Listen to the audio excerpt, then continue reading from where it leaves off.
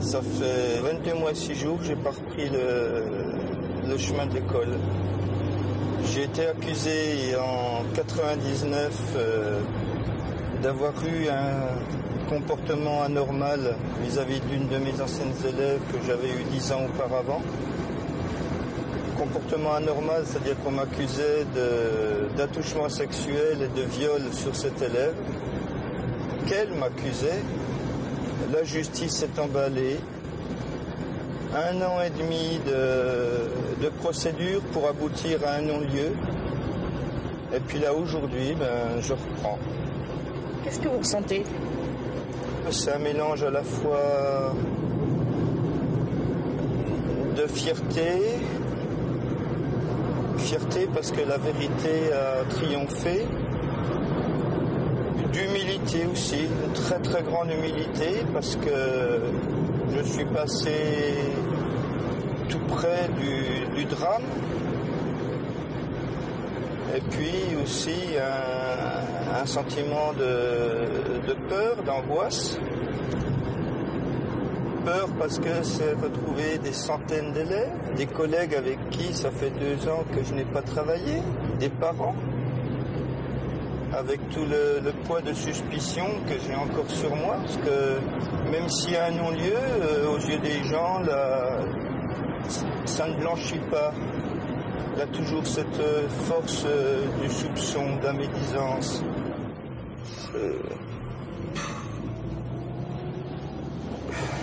Ce bâtiment rose, là.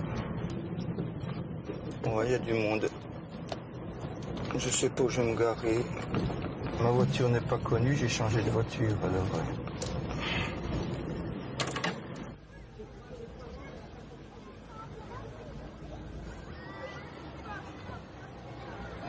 C'est drôle.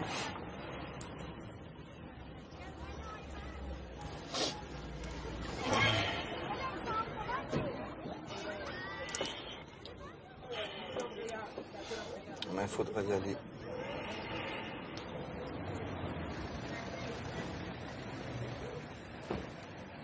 Ah, salut. Salut, bienvenue. Ouais, j'ai pas honte, je suis fier.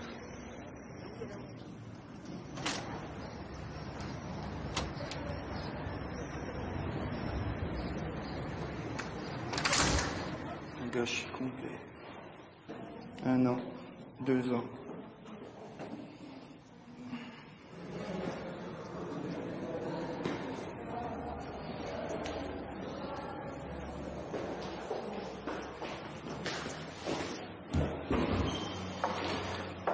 Salut Annie. Voilà. Ça fait plaisir. Ouais. Merci.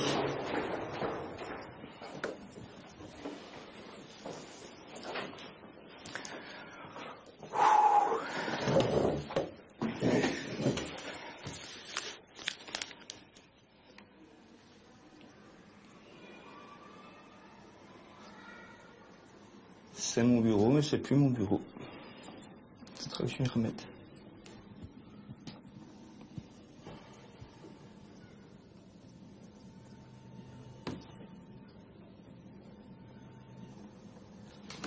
Faut que j'aille pour la rentrée, faut que les gosses me voient.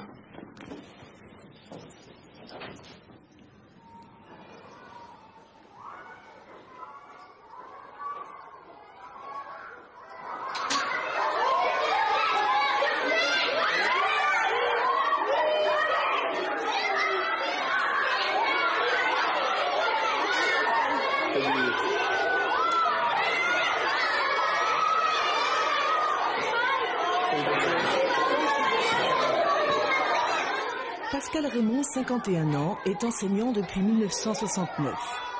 Fils de pasteur, il a grandi et fait toute sa carrière dans le département du Doubs. En 1990, il emménage avec sa famille sur la commune de Longevel. À l'époque, il est directeur à Exincourt, une ville située aux portes des usines Peugeot de Sochaux. À mi-temps, il est aussi chargé par l'inspection d'académie de former à l'informatique les écoles du département. C'est ainsi qu'il intervient dans 117 établissements. jusqu'à ce jour d'avril 1994, où il donne un cours d'informatique dans une classe de CM2 à Vieux-Charmont, à 3 km d'Exincourt.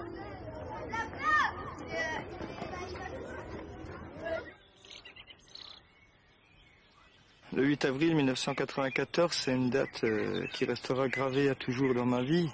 C'était un beau jour de printemps.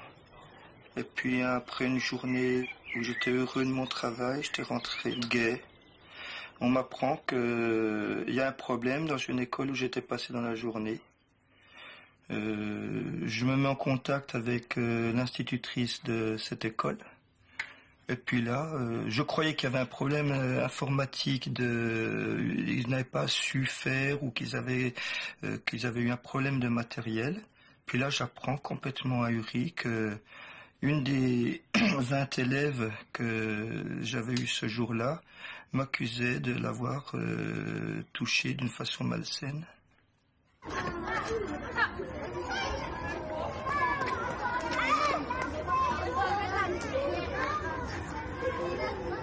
Sylvie Rossetto, maman de Julie. Je suis allée chercher mes enfants à l'école, comme d'habitude. Et Julie est arrivée en pleurant. Elle est montée dans la voiture et elle m'a dit tout de suite « Faut que je te parle, mais toute seule ». Donc, sur le coup, j'ai pensé une mauvaise note ou quelque chose s'était passé à l'école. Donc, arrivée à la maison, on est allé dans sa chambre et c'est là qu'elle m'a dit que le professeur d'informatique l'avait touchée. Donc, je lui ai demandé « Toucher, mais toucher comment? Toucher où ?» Elle m'a dit, il a passé la main sur ma poitrine. Qu'est-ce que vous avez ressenti? Qu'est-ce que vous avez pensé? Sur le coup, j'étais abasourdie. Et c'est vrai que je lui ai posé tout de suite la question, et tu es sûre? Mais on n'accuse pas quelqu'un comme ça à tort, à travers. C'est très grave. Et elle pleurait. Elle me dit, non, elle me dit, il m'a touchée. De toute façon, j'étais pas toute seule. Il y avait des copains, des copines avec moi. Je suis pas toute seule. Noël Gauthier, maire de Vieux-Charmont. Je l'ai appris, si je me souviens bien, par le biais d'un élu qui était directement concerné par le problème. La réaction était réaction de pères de famille blessés, outrés, en colère, oui, et qui voulaient... qui parlait de justice et qui parlait de faire rendre justice à sa fille, aux enfants qui étaient concernés.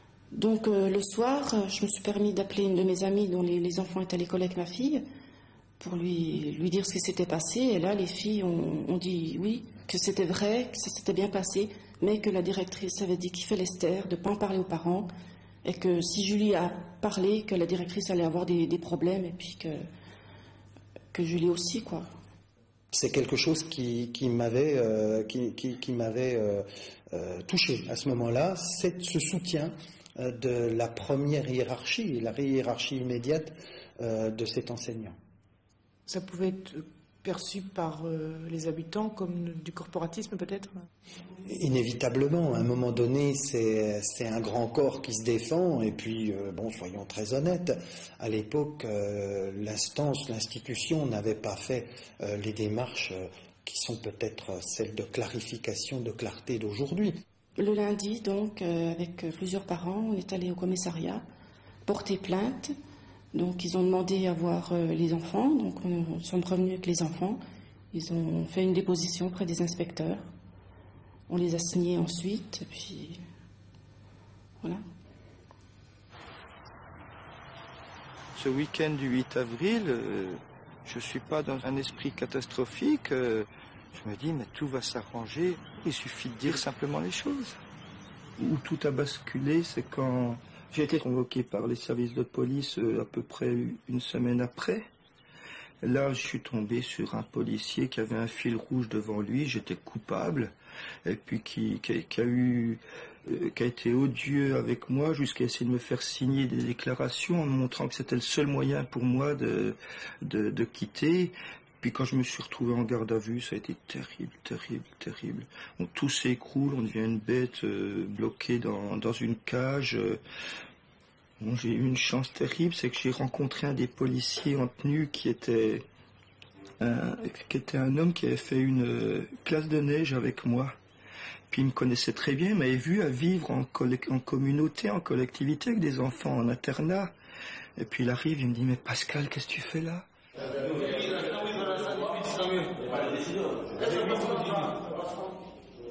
Daniel Fracalaglio, gardien de la paix au commissariat de Montbéliard. C'était plus le même homme, c'était un homme des faits, c'était un homme abattu, d'ailleurs qui se demandait ce qu'il faisait là, qui n'avait pas compris. Pour un homme comme ça, la garde à vue, ça l'avait complètement détruit. Qu'est-ce que vous avez ressenti en le voyant là, vous? Je me suis posé des questions. De toute façon, quand on arrive comme ça, on ne sait pas s'il a fait quelque chose ou s'il ne l'a pas fait. Hein. Au départ, on attend, on ne sait pas, on cherche. Et vous avez été surpris de le voir là quand même? Ah oui, très surpris. Hein. En l'ayant vu, une semaine, on a passé une semaine ensemble, il n'y a jamais eu de problème. Hein.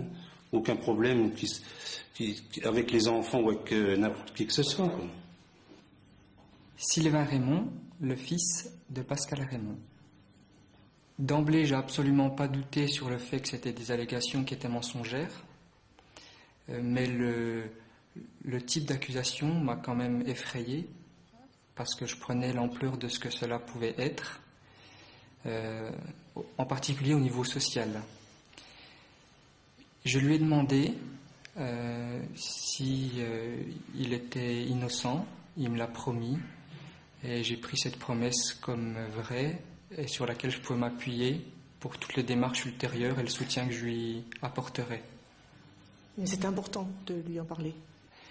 C'était important que les choses soient dites clairement, autant pour moi et je pense pour lui, de pouvoir dire à un être de confiance qu'il était innocent et qu'il soit entendu.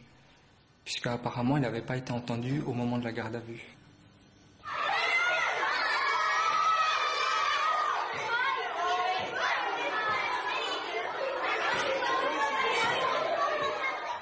Myriam Mimpin, parent d'élève Exincourt.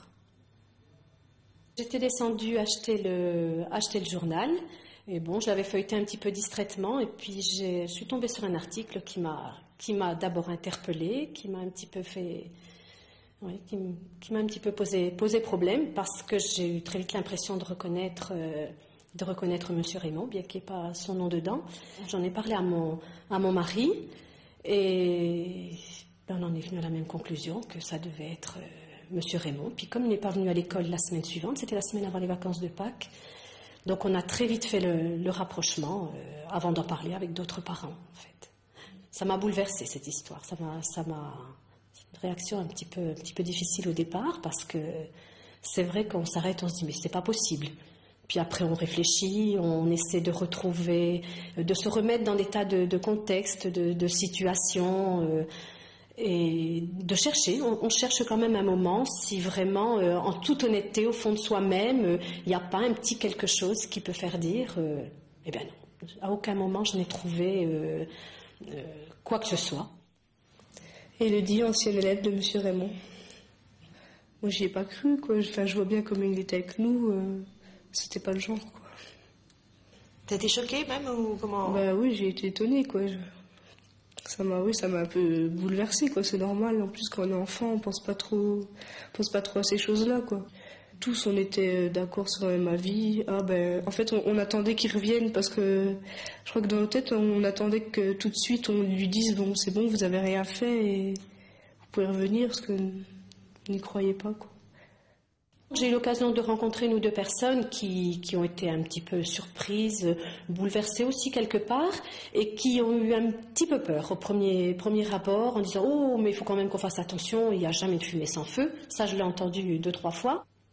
Jean Cuinet, maire d'Exincourt. Et la grosse difficulté, c'est que lorsque les gens viennent vous voir, ils attendent que vous soyez d'accord avec eux. Alors, dans la mesure où la population est divisée, c'est difficile d'être à la fois pour l'un et à la fois pour l'autre. Donc je suis parti du principe que je n'avais pas tous les éléments d'appréciation, que je laissais la justice faire son travail et je lui faisais confiance, et j'ai surtout essayé de faire patienter les gens pour leur dire attendez d'en savoir un petit peu plus parce que nous n'avons pas, ni vous ni moi, tous les éléments pour accuser.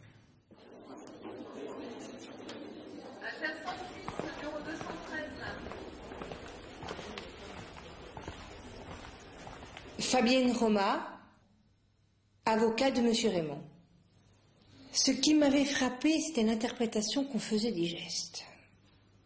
Et c'était quelque chose qui véritablement m'interrogeait. Parce que vous aviez des jeunes filles qui parlaient de caresser. Or, nous étions dans un cours d'informatique, avec forcément un écran, des claviers et un professeur, qui, de son côté, enseignait l'informatique. Donc, était obligé de guider les doigts, était obligé de s'appuyer forcément, mais c'est quelque chose qui m'apparaissait naturel sur le dos de ses élèves. J'étais accusé d'avoir mis une main sur une épaule. Alors je disais oui, je mets une main sur une épaule. J'ai été accusé d'avoir touché des mains. Ben oui, je les touche sur les claviers. On guide les mains, on guide la souris. Et puis après, j'étais accusé d'avoir touché une élève à la cuisse à 11 cm du genou à l'extérieur sur le caleçon. Et puis après, j'étais accusé d'avoir touché des poitrines d'élèves. Alors quand elle m'y met ça devant la juge, elle disait comment il a fait. Il a mis ses mains sur mes épaules, puis t'étais assis devant lui. Je regardais l'ordinateur, puis il a baissé ses mains. Voilà. C'était comme s'ils avaient eu les seins dans le dos. Alors je dois dire, et c'est important, et ce qui fait le contexte de ce dossier, mais ce qui fait le contexte d'autres dossiers, c'est que la veille de cette leçon d'informatique, il y avait eu à la télé, je ne sais plus sur quelle chaîne, une émission sur le sida et sur la sexualité. L'institutrice avait demandé aux élèves d'amener des préservatifs à l'école. Je ne savais pas du tout, ça je l'ai su après. Et j'étais arrivé sur ces fêtes pour faire travailler les enfants sur un projet journal en informatique. Bien sûr, ils avaient la tête complètement ailleurs. Il y a une confrontation avec bien évidemment des déséquilibres dans la confrontation parce que vous aviez des gamines qui avaient vu, des gamines qui avaient vu certaines choses, qui avaient plus vu ensuite, qui avaient revu des contradictions. Il y a une élève qui a écrit une lettre en disant qu'en fait, elle s'était plus ou moins concertée pour dire une chose, ou pour exprimer un geste, ou pour interpréter un geste, ou interpréter un comportement. Il y en a qui ont dit, mais le geste n'avait rien, c'était un geste amical, j'y voyais rien de mal. Et il se trouve que les enfants qui ont dit je ne voyais rien de mal, c'était des enfants particulièrement équilibrés. Et que les enfants qui ont dit il l'a caressé, il l'a touché, il n'a rien osé dire, sont des enfants qui avaient des souffrances. En fait, à l'origine de l'affaire, il y a 2 sœurs qui étaient des copines de Julie. D'après le dossier, elles avaient des antécédents familiaux. Alors, c'est un des gros aspects du dossier parce que les enfants qui ont déposé plainte, ce sont des enfants qui ont des antécédents, c'est vrai.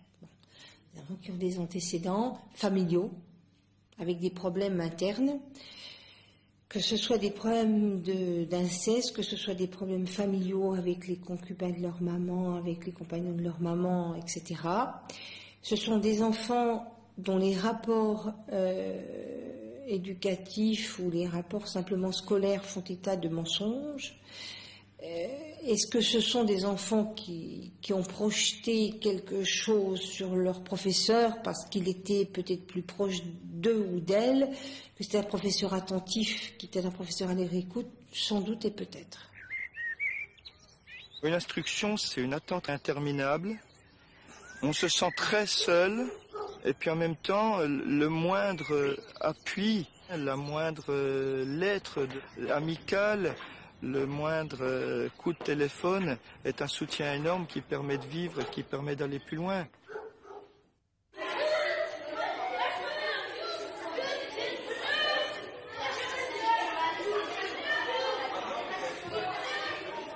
Philippe Tinguely, parent d'élèves de l'école d'Exincourt.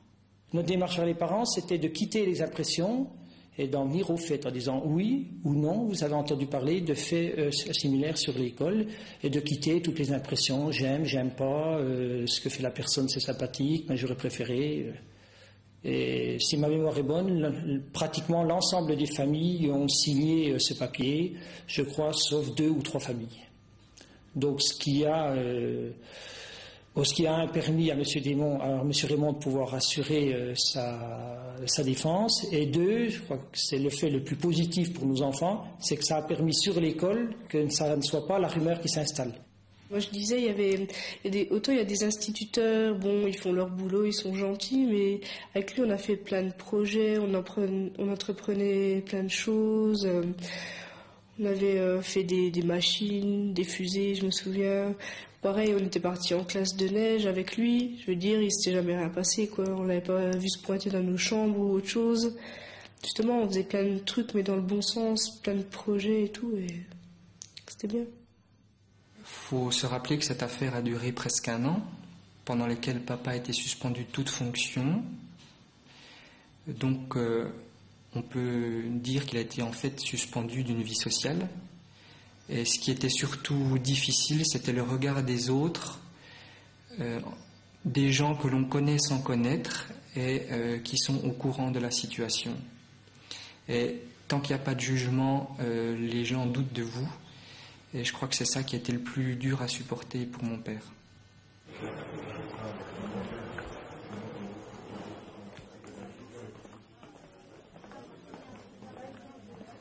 Je me rappelle pas des mots exacts, mais de l'ambiance qui avait régné dans le tribunal au moment de la réquisition. Généralement, quand le procureur prend la parole, on s'attend à quelque chose de dur, quelque chose de fort. Ça a en effet été fort, ça a en effet été dur, mais plutôt pour la partie adverse que pour papa, puisque dans son réquisitoire, on a vu un homme qui trouvait que la justice était allée un peu loin et que, en fait, mon père était innocent et qu'il le reconnaissait.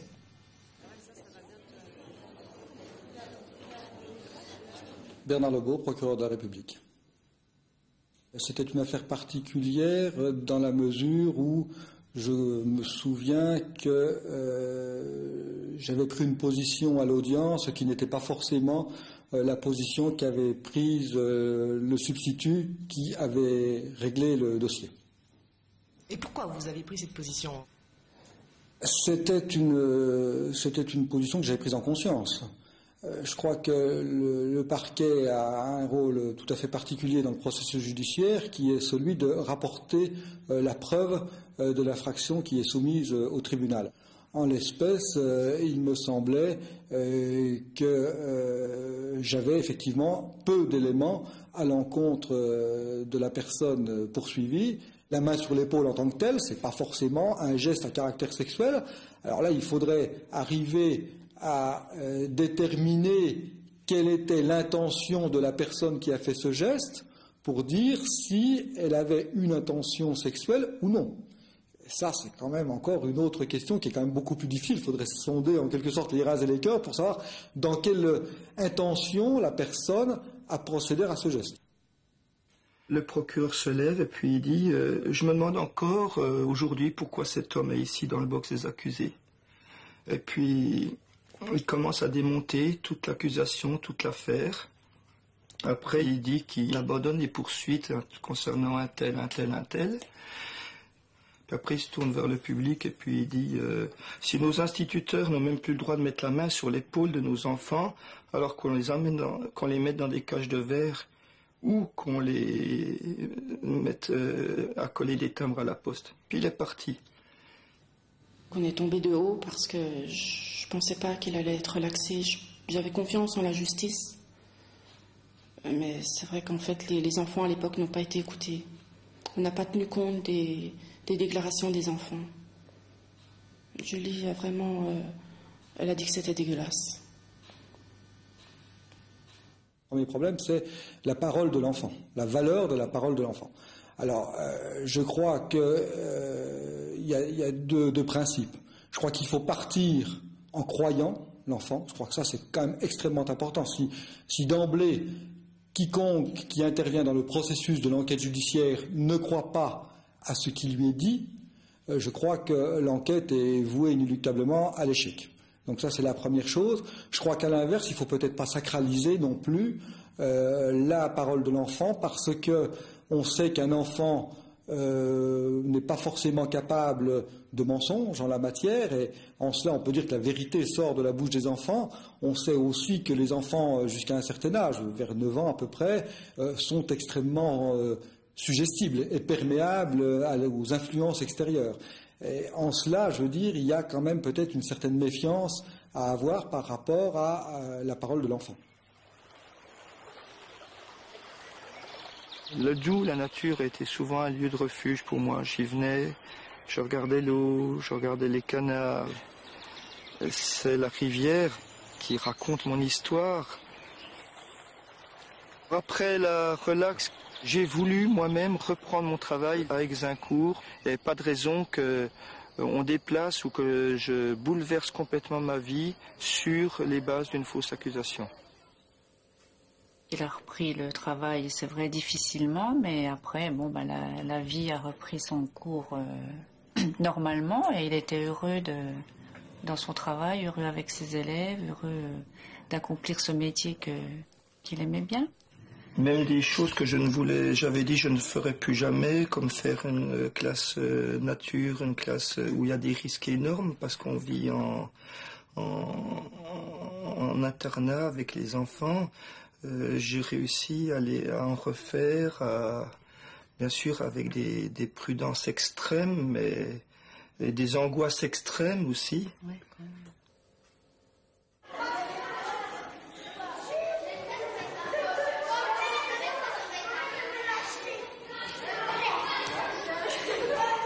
Annie Keller, institutrice à Sochaux. Le jour de la pré-rentrée, au cours de la première réunion, il a voulu que les choses soient claires et il nous a tout de suite exposé l'affaire précédente, ce qui venait de lui arriver, la manière dont il l'avait vécu, les souffrances que ça lui avait occasionnées. Donc, dès le premier jour, il a voulu que tout soit clair avec sa nouvelle équipe. Et c'est vrai que j'avais bien apprécié cette mise au point qui s'était faite tout de suite. Il a toujours été très, très prudent. Il évitait de toucher les enfants, même pour les faire se ranger, ou il restait toujours en retrait. Il vous donnait des conseils aussi pour faire attention? Et il me donnait oui, je sais, j'ai des petits, j'ai des élèves qui ont 7-8 ans, et quand on part en classe verte le soir, la maîtresse va faire le petit bisou, elle remplace un peu la maman le soir. Et j'ai été amenée à en parler avec Pascal, qui m'a dit « Oh là là, arrête !» Il me dit « On ne sait jamais, ne fais plus ça !»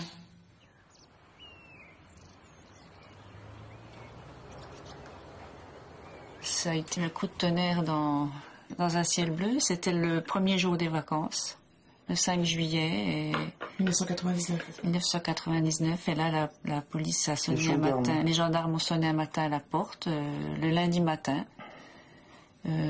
En disant que parce qu'il y avait une accusation qui était portée de nouveau contre lui et qu'on l'attendait à la gendarmerie. Qu'est-ce que vous avez ressenti? Voilà, ça a été le désarroi total parce qu'il est parti à la gendarmerie et puis je l'ai pas revu. J'ai attendu au bout du fil. D'ailleurs, je ne savais pas de quoi il s'agissait. Il avait dit. C'était de nouveau pour une affaire qui ressemblait à la première, mais c'est tout, absolument aucun détail. Alors là on imagine toutes sortes de choses, on se fait aussi des films, et puis autrement, on attend. Et puis ce n'est que le deuxième jour que j'ai su pourquoi il était en garde à vue. C'était pourquoi? Parce que une demoiselle, l'accusait de l'avoir violée il y avait 10 ans. Et là, vous avez pensé quoi, Marie-France? Moi, j'y pensais que c'était une chose impossible.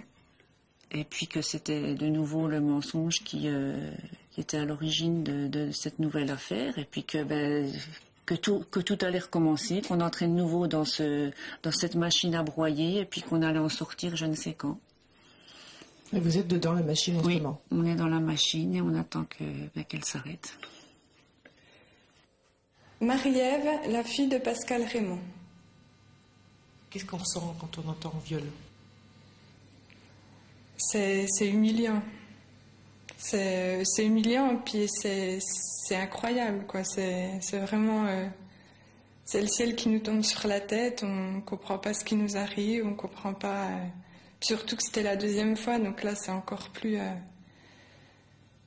dramatique, c'est difficile à y croire, quoi. Est-ce que vous avez douté à un moment? Moi jamais, non.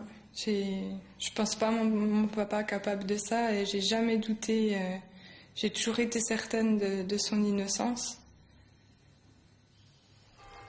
D'après l'accusatrice, les faits se seraient produits en 1989 dans l'école de Colombier-Châtelot où Pascal Raymond enseigna et vécut pendant 15 ans.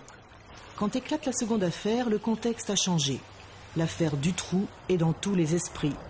À l'Éducation nationale, une circulaire de Ségolène Royal enjoint les fonctionnaires de saisir directement le procureur dès que le moindre soupçon pèse sur un enseignant. Longtemps étouffées, les affaires de pédophilie font la une des journaux et un peu partout en France, les plaintes affluent sur les bureaux des juges.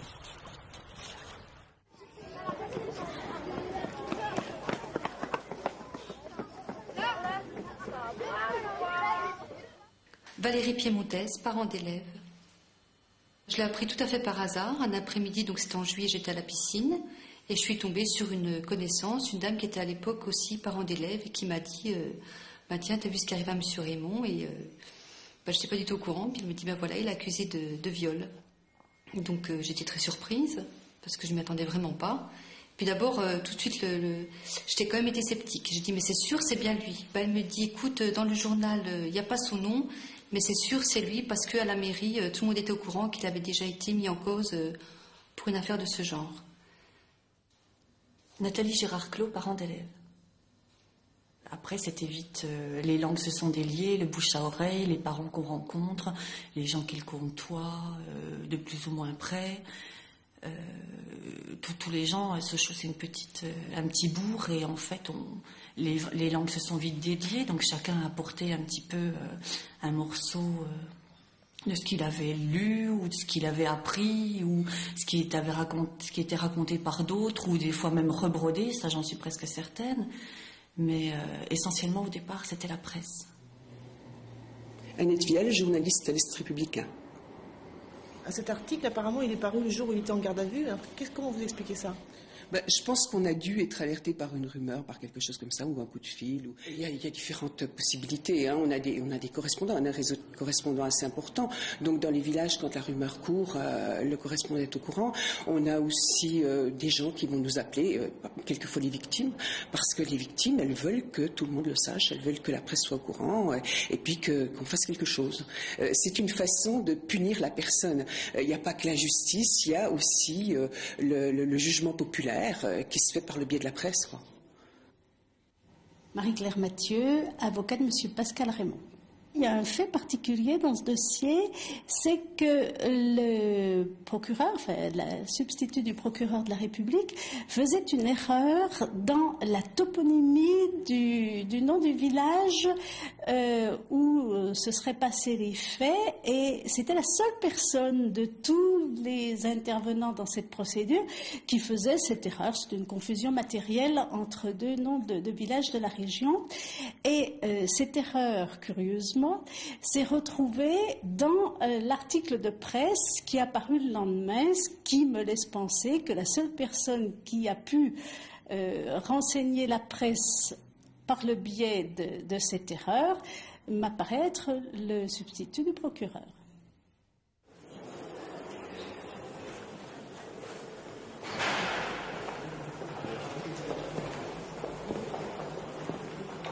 Le procureur a une attitude odieuse, catastrophique. C'est « je suis un coupable, on me parle d'autres histoires. Ah, c'est comme l'instituteur des histoires que je connais pas, des gens que je connais pas. » C'est-à-dire, je suis un dossier, mais un dossier mélangé à d'autres vécus. Et puis, le moment où cette dame me voit dans ma détresse devant elle, dans mon angoisse, puis aussi dans ma sincérité, elle hurle, comme il a l'air désespéré, cet homme, comme il a l'air catastrophé, comme il a l'air sincère, mais c'est trop sincère pour être vrai. Il y avait un élément très lourd dans le dossier, c'était le fait que M. Raymond avait été relaxé quelques années auparavant dans une affaire qui avait aussi une connotation sexuelle et que j'ai l'impression que quelque part la justice se disait on a peut-être fait une erreur en le blanchissant à l'époque, on a peut-être laissé partir un coupable et c'est l'occasion qu'on se rattrape. Et ça donnait un poids encore plus déterminant au dossier et surtout, semble-t-il, à la conviction du substitut du procureur qui était absolument convaincu de sa culpabilité et qui voulait à tout prix qu'il soit placé en détention. Et après, quand on vous annonce qu'on vous met en prison, ça pour 6 jours.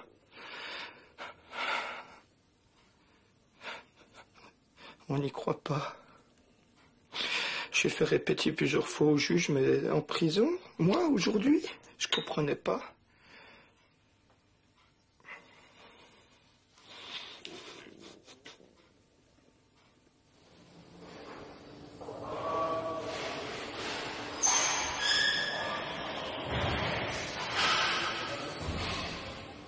Priscille, la fille de Pascal Raymond.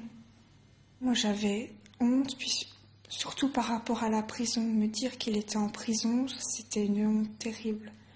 Et puis, j'ai essayé de la surmonter en me disant, de toute façon, tu sais qu'il est innocent, donc t'as pas de honte, il va sortir de là. Je me rappelle de lui le jour où c'est moi qui suis allée le chercher. C'était un homme brisé, un homme détruit, il avait pratiquement les cheveux tout blancs. Ça m'a choquée aussi. C'est difficile de voir son père qui change en si peu de temps, en 10 jours.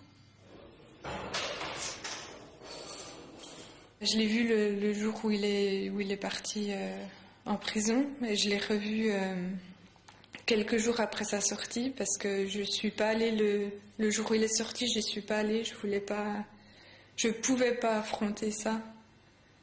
Je me suis toujours tenue à l'écart des tribunaux, de sa sortie de prison. Et puis je suis allée le voir quelques jours après chez mon frère, mais là je l'ai pas reconnu, c'était une autre personne. C'était plus mon papa.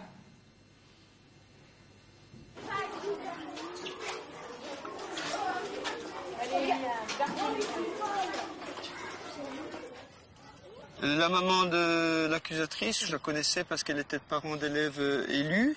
C'est vrai que les conseils d'école étaient parfois tendus dans le sens où c'était un village en effervescence à cause des élections municipales. Et il y avait des clans qui cherchaient à prendre en otage l'école, donc l'instituteur de ce village. Et moi, j'ai pas voulu entrer dans ces considérations de clocher à l'intérieur du village. C'était violent, c'était des tracts, c'était des menaces, c'était des coups de téléphone anonymes. Le journal a même parlé de fusils sortis. C'était des choses très, très, très violentes. Du moment où on a su qui l'accusait, on s'est tout de suite rappelé et on a justement recherché la semaine où il était en prison tous les documents parce que papa est quelqu'un qui écrit beaucoup quand il se passe quelque chose. Donc on a fouillé partout, il garde aussi beaucoup de documents, tout ce qu'on pouvait rechercher qui pouvait le disculper parce que c'était pas possible.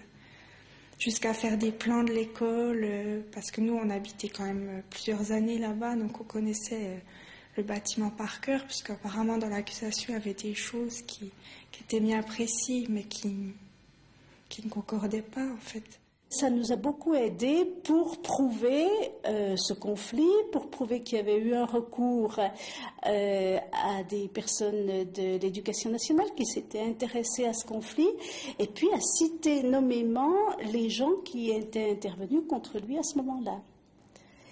Et on s'aperçoit que la mère de la plaignante, qui semble-t-il a gardé une rancune personnelle contre M. Raymond, au moment où il est poursuivi dans la première affaire, avait constitué un dossier de presse, et même un gros dossier, dira sa fille, pour garder des arguments contre lui.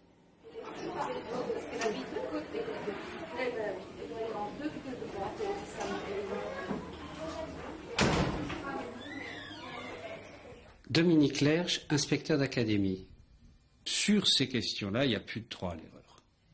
Et en tous les cas, c'est encore plus net, il n'y a plus droit à la moindre couverture. Dans ce cas-là, au point où sont les choses, c'est-à-dire, les choses sont publiques. Il y a la presse qui a dit publiquement qu'il y a un instituteur qui est en garde à vue. Et deuxièmement, vous avez bien un papier, un document signé de personnes ayant autorité au niveau de la justice qui vous dit il y a des charges qui pèsent sur cette personne-là.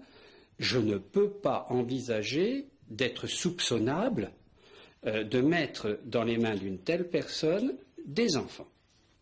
Pour ce qui est du Doubs, manifestement, il y a eu 2 années où, si on peut reprendre le langage des mines, on a purgé le département en sachant que lorsqu'on purge, il y a une partie des choses qui sont avérées et sûres et qui aboutissent dans le Doubs à des radiations définitives de personnes. Elles sont radiées, elles n'appartiennent plus à l'éducation nationale, mais qu'il y a aussi des éléments où la justice est amenée à dire qu'il y a non-lieu, où la personne est innocente et par conséquent il faut la réhabiliter. En septembre, à la rentrée, j'ai emmené mes enfants à l'école et j'ai vu qu'il était remplacé par un directeur provisoire qui nous a fait un petit communiqué nous expliquant qu'il était là pour remplacer M. Raymond le temps d'une instruction. Et c'était tout. Donc après, on a voulu savoir un petit peu au niveau des professeurs, enfin du monde qui gravitait autour de l'école, ce qu'il en était. Puis ça a été le blocus total, on n'a rien pu savoir. Le jour de la pré-rentrée, notre supérieur hiérarchique est venu nous voir et nous a exposé les faits. Il nous a dit, voilà, ce qui se passe, si les parents vous posent des questions, vous êtes tenus par le devoir de réserve. En tant que fonctionnaire, vous n'avez pas à commenter cet événement. Donc on s'en est tenu à ça. Au sein de l'école, c'était le sujet tabou. Quelques parents m'ont interrogé, on n'était pas nombreux, 2 ou 3, et je leur répondais, écoutez, moi j'ai mon opinion, mais je ne veux pas la crier sur la place publique, je suis tenue par le devoir de réserve. Donc les parents ont vite compris et on n'a plus d'écho, plus de questions. Ce que j'ai reproché à l'inspection d'académie, ça a été justement de ne pas communiquer sur ce sujet, d'autant plus qu'on commençait à ressortir des affaires de pédophilie qui avaient été plus ou moins cachées et puis dissimulées par l'inspection. Et donc forcément on se disait, s'ils disent rien, c'est qu'il y a peut-être quelque chose. Et là c'est libre cours à toutes sortes de rumeurs qui peuvent se propager et puis on entend tout puis n'importe quoi à ce moment-là. J'ai entendu par exemple, déjà que c'était un violeur, qu'il avait été muté plusieurs fois parce qu'il avait fait plusieurs viols dans plusieurs écoles, qu'il y avait une dame de service qui est à l'école du centre de Sochaux qui est partie parce qu'il la harcelait sexuellement. Donc, des tas de choses comme ça qui... Et en fait, c'est toujours des « on m'a dit que », j'ai entendu dire que, mais il n'y a jamais de fait prouvé, quoi. Cette période, je l'ai très mal vécue. Une accusation aussi grave, aussi intime, salit le passé, casse le présent, et l'avenir, il est très flou, très sombre. Beaucoup d'amis, de connaissances, de collègues se sont détournés. J'ai rencontré en ville, ils changeaient de trottoir. J'avais honte d'être accusé de ça, j'avais honte de porter ça sur moi, j'avais honte que mes enfants portent ça sur eux, leur papa soit accusé de ça.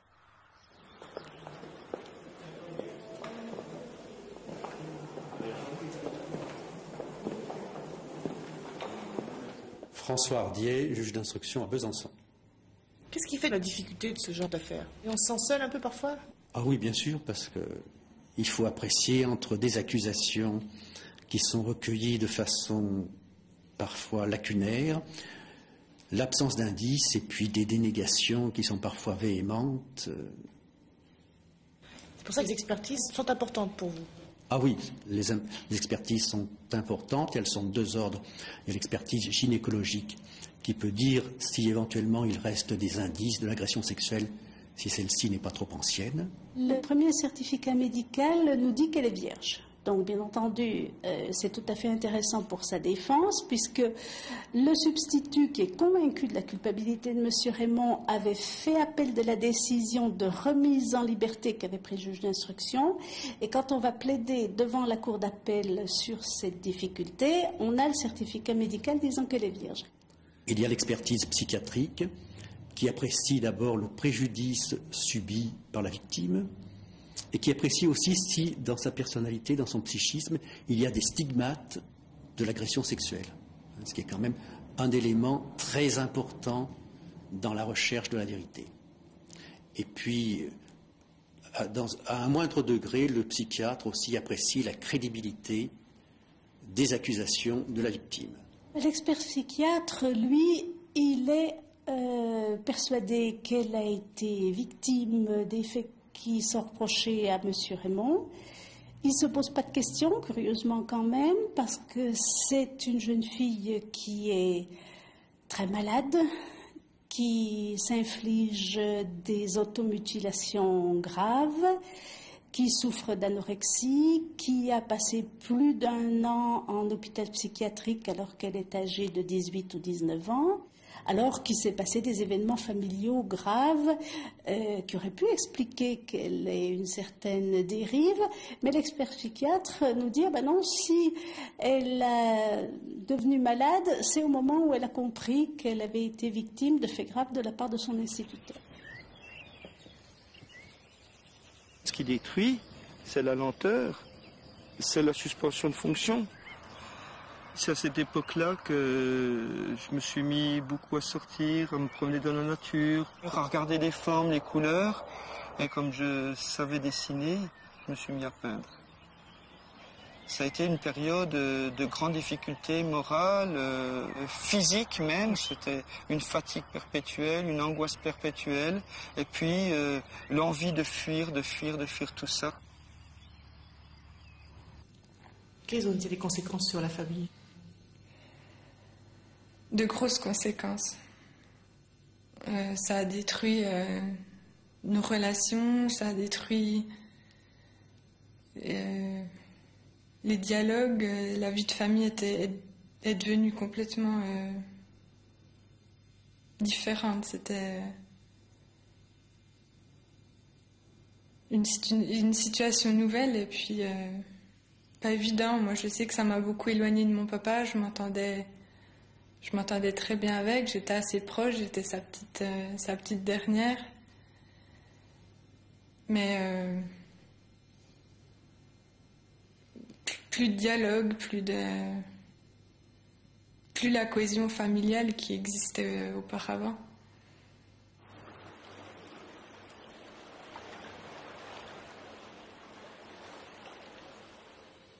Exclu de sa vie, donc c'est vrai que la situation devient critique à la maison, il faut reconnaître.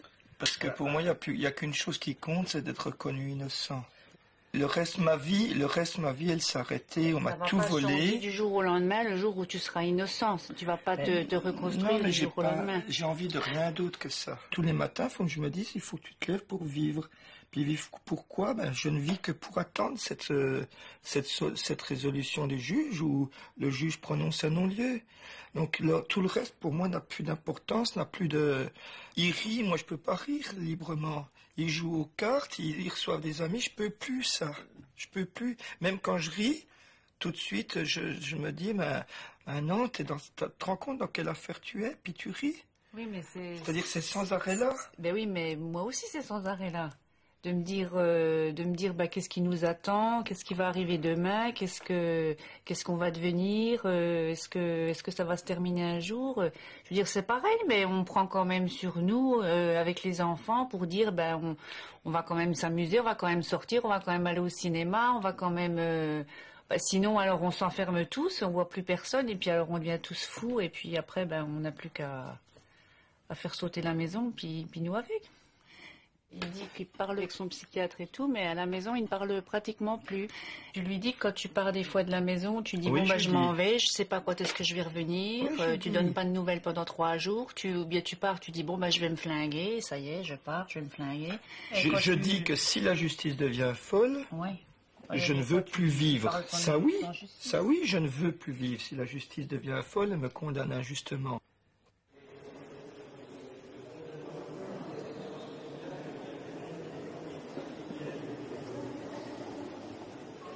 C'est une jeune fille qui ne voyait pas les incohérences dans ses dépositions, notamment le fait d'expliquer qu'elle était victime de viol alors que les enfants étaient en récréation devant les fenêtres de la classe.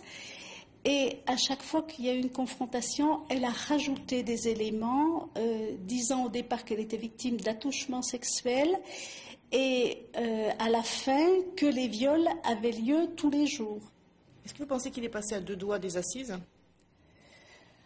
Je pense que si la jeune fille avait prétendu qu'elle était victime d'un seul viol, comme elle le disait au début, l'affaire aurait été certainement encore plus difficile. C'est par l'accumulation de ces extravagances que la partie civile elle-même a démonté le dossier. S'il avait été accusé d'un seul viol, franchement, je ne sais pas où on en serait aujourd'hui.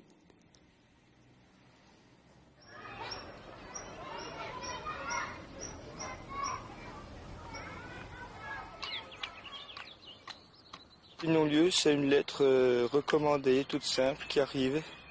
Le facteur sonne, et puis on signe, on l'ouvre, avec toujours l'angoisse, qu'est-ce qu'il y a dedans. Puis on découvre le titre non-lieu. Je n'ai même pas lu l'ensemble du texte, j'ai même pas lu, ça me suffisait, et puis enfin j'étais reconnu innocent pour la justice. Ça a été quand même une grande joie, mais vu tout ce qui était cassé dans la famille, ça m'a pas donné tellement sur le moment, de satisfaction.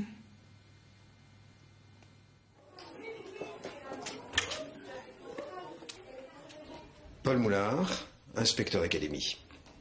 Il a fallu préparer le terrain du retour de monsieur Raymond. Il a fallu donner l'information aux parents et aux élus qui étaient là. C'est vrai que les esprits étaient un petit peu braqués, semblaient mettre en question la décision de justice. Tellement on s'était fait à l'idée que ce directeur était coupable finalement, dans la population même de cette ville. Moi-même, j'avais été en relation avec l'adjointe aux affaires scolaires de cette ville, qui était un peu surprise du retour de ce directeur d'école dans sa ville. Et là, les gens étaient vraiment très perturbés. C'est-à-dire moi, pour ma part, on m'appelait ou on me voyait et on me demandait qu'est-ce qu'il faut faire, qu'est-ce qui va se passer. Moi, je ne veux pas que mes enfants retournent vers lui ou je vais les changer d'école. On a eu une petite réunion avec l'inspection de l'académie 2 ou 3 jours avant son retour et nous informant qu'il y avait eu non-lieu, donc qu'il revenait reprendre ses fonctions. Et ça a été vite expédié. D'ailleurs, ce que j'ai un peu regretté, c'est que M. Raymond ne soit pas invité à cette réunion. La réunion s'est faite sans lui. Il y a juste une institutrice qui a pris la parole parce qu'elle avait un message à transmettre de sa part, disant que, puisque maintenant il y avait non-lieu, M. Raymond ne tolérait aucune insinuation et aucune attaque contre lui et ce serait tout de suite mis en diffamation. Est-ce que la présence de M. Raymond était souhaitable? Il n'aurait surtout pas fallu qu'il se trouve en accusateur. En accusé plutôt, dans cette réunion, en accusé. Il n'aurait pas fallu non plus qu'il s'emploie à vouloir à tout prix régler des comptes, par exemple, parce que c'était une volonté de ramener le calme dans les esprits, de ramener une certaine sérénité dans les esprits. C'était le sens de cette réunion.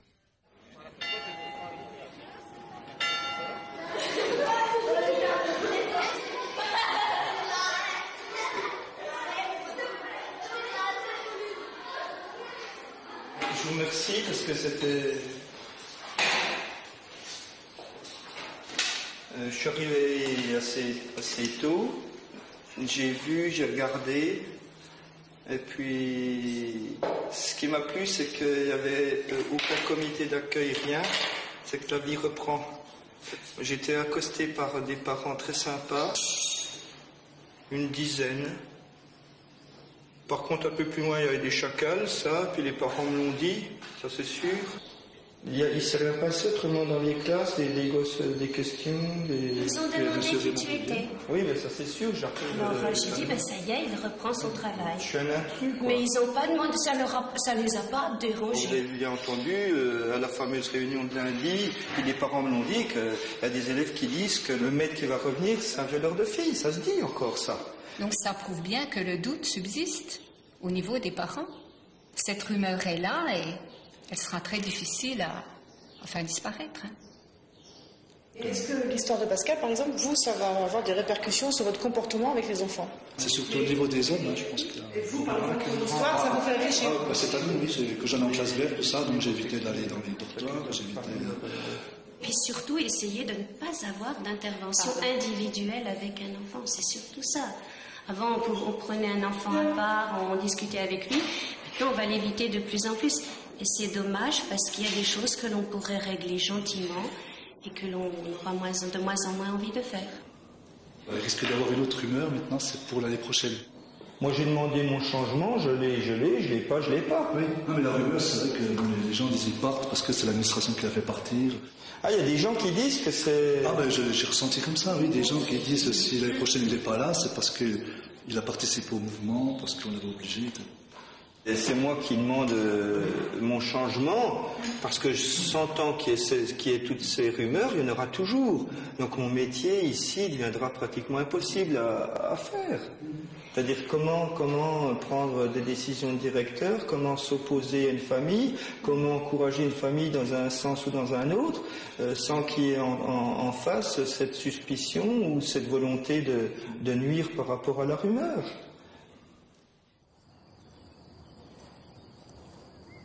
J'ai accepté de témoigner parce qu'il y en a ras-le-bol qu'il y a des gens qui utilisent l'institution, leur métier d'enseignant pour toucher des gosses. Et puis, d'un autre côté, il y a aussi ras-le-bol qu'il y a des gens comme moi qui soient accusés injustement. En 5 ans, c'est 285 cas d'enseignants accusés comme je l'ai été. Et sur les 285, 73% se sont révélés de fausses accusations où les dossiers se sont terminés par des non-lieux, par des relax ou des classements sans suite. Aujourd'hui, le balancier est allé trop loin dans l'autre sens puisque on est dans l'ère du soupçon. Le fait d'être enseignant, homme, c'est porter sur soi un soupçon.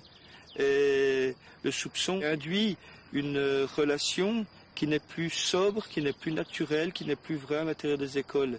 Qui est-ce qui en paye le premier les pots cassés? C'est les enfants eux-mêmes. Et c'est vraiment dommage.